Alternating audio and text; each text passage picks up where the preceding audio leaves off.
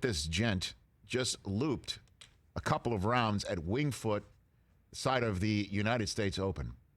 And the fact that he played easily outside of, I guess, maybe Bagger Vance, the most famous caddy in the history of film.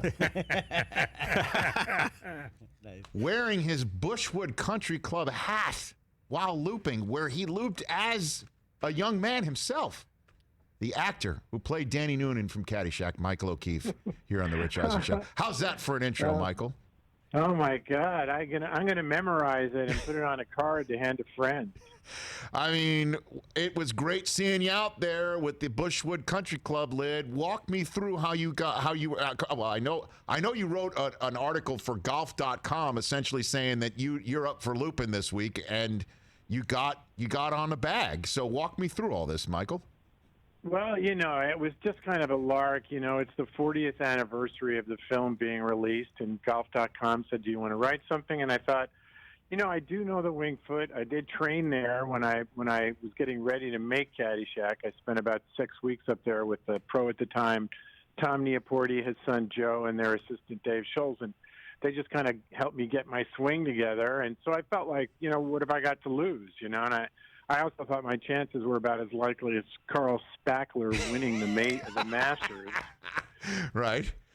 And then Mike Breed, the teaching pro, who's got a show on Sirius Radio, asked me for an interview, and I said, sure. And afterwards he said, hey, listen, if you really want this to happen, I think I've got somebody for you, so you got to let me know if you're for real. And I was like, yeah. And, then as soon as we hung up, he got a hold of Danny Balin, and Danny got, involved and put me on his bag. And so I just did 2 days, carrying a pro bag over at the Winged Foot, which was really quite a journey, I got to tell you. Now, I mean, Balin's story is amazing. He's the head pro at Fresh Meadow Country Club in Lake Success, New York.